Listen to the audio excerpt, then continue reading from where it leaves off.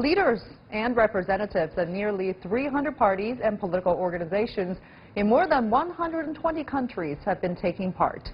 CPC General Secretary Xi Jinping attended the meeting on Friday and delivered a keynote speech on joint efforts to create a better world.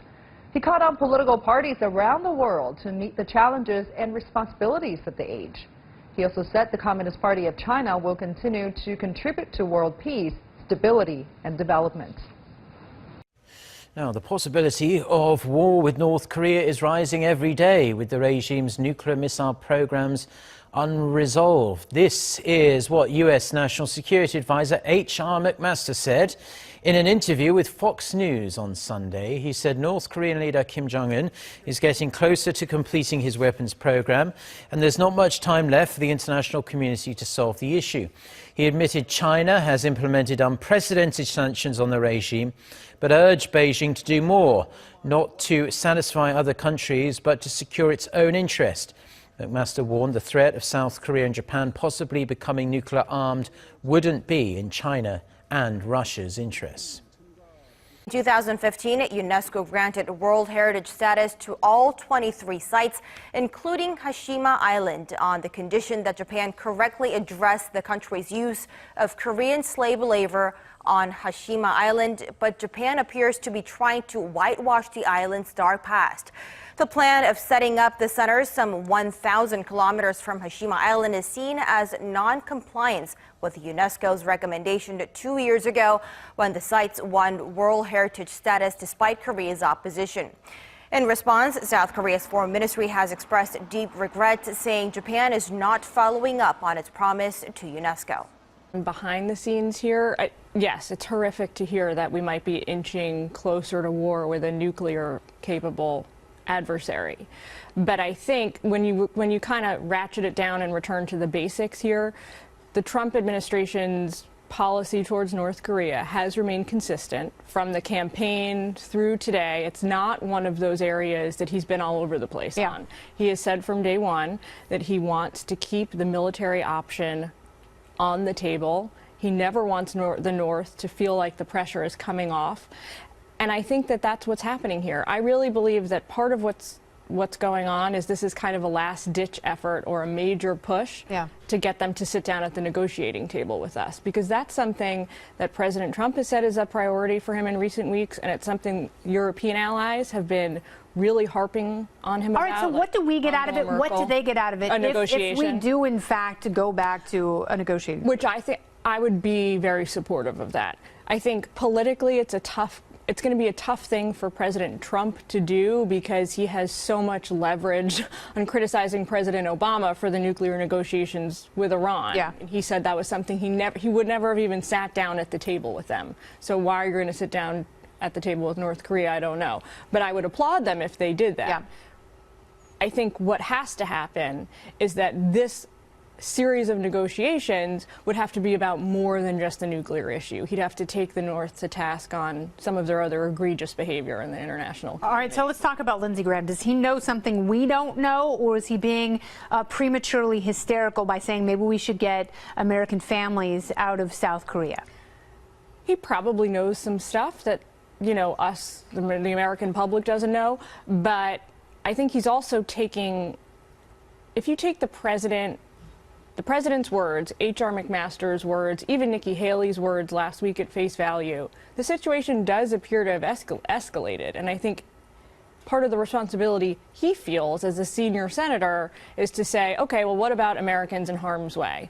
Let's at least get that out of the equation so we don't have to worry about it. It's not necessarily, I don't think it's hysterical, but it's not necessarily, we'll see if anyone follows through. If the State Department issues those orders, then they're taking him seriously and taking all of this very seriously. Or maybe he should wait until the State Department issues orders before making a statement like that, because maybe that too. It can scare the living crap out of people unnecessarily. Hopefully it won't come to that, but I also understand how politically damaging American casualties would be on the Korean Peninsula if you have innocent families who unfortunately. Yes.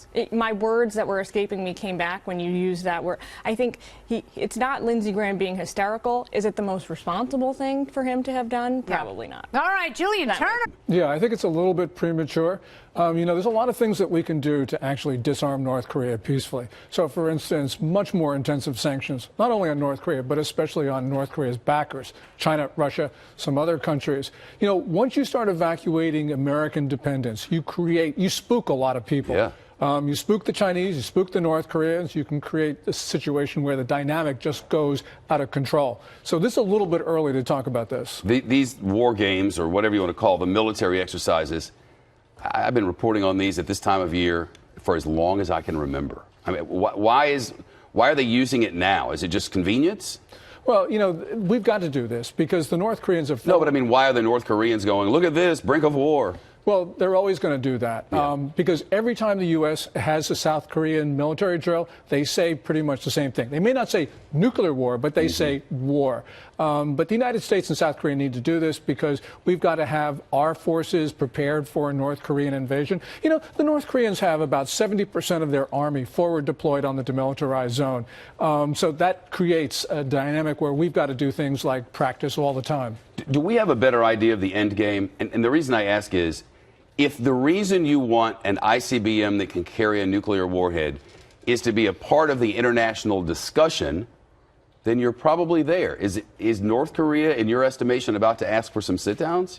Well, it could, let's say, in 9 months, a year or so, when they're really confident in their arsenal. They've got a few things that they've got to do. For instance, the heat shielding, a little bit of guidance. But if they have an electromagnetic pulse device, they don't need to re-enter the atmosphere to kill a lot of Americans. And they've been talking about EMP devices. I think the North Koreans, though, they want to intimidate us because they want us off the peninsula so they can then get South Korea sort of into submission so they can take it over. That's, I think, the real danger here. So what they want is not talk. What they want is to control the entire Korean peninsula. That's the ultimate endgame for the Kim regime. That's been ever since 1948 when Kim Il-sung founded the North Korean regime. And that's been their consistent goal. They talk about it all the time. Kim Jong-un himself talks about, quote unquote, final victory these days. That's North Korean code for intimidating the South into submission. Now, China does not want that. Probably not, but the other we don't really know. We don't really know, and the other thing we do know is that a lot of North Korea's inventory looks like it comes from China. There's a lot of questions that the United States needs to ask, because there's some things we can't confirm. But if indeed a lot of this North Korean equipment does come from China, that changes our conversations with Beijing and the way that we approach Beijing in connection with North Korea, and a lot of other things for that matter. Before we go, the designation of North Korea as a state sponsor of terror, something that's recently happened with the president after they were off the list for, I don't know, a decade or so. Right.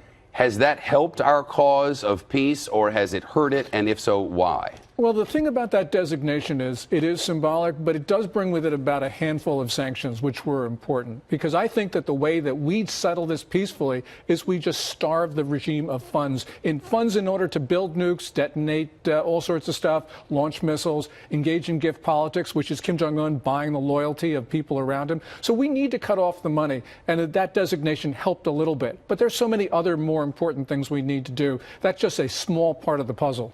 If we look at China, they've weaponized capital. If you look at what they're doing on both the investing side and the One Belt, One Road efforts that they've had, it's the old joke: we've run out of money, we have to think smarter.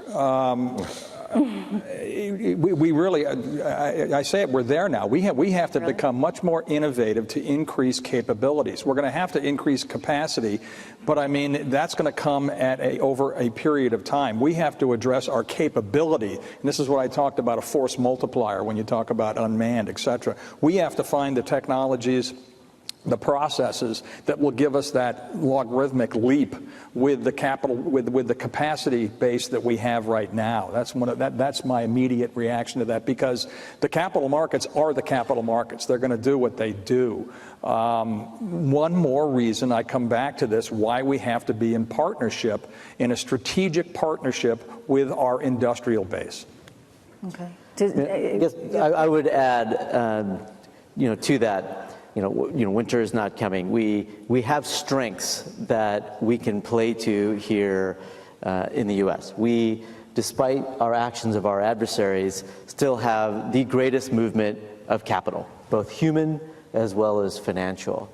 And we need to nurture that. And one of the things I am seeing from our industry partners, the large defense primes, is a move of both types of capital to those centers of innovation, and are trying to actively through venture capital units and innovation units of their own to try to get access to that and help bring that into their products. So I think the opportunity for us is to, again, recognize these changes that are occurring, and then have the wherewithal to move fast enough and know that by moving fast, we're going to incur some risks. Some things aren't going to work, and we're going to have to change the status quo and incentives. Do you think we've ever had as much competition, I mean, say within the last 50 years, as we have right now from China? And I know you didn't want to name sort of the other big buyer of the technology and that, who's our biggest competition. And I know you say we need to be, in competition with ourselves. But if you think about who's out there trying to grow themselves economically, militarily, it just seems that China's the one that we need to be focused on, and we need to be doing everything we can to make sure that we're 5 steps ahead. Sure. I mean, I think we have to recognize the facts, we have to recognize the behavior, and be appropriately, actionable here.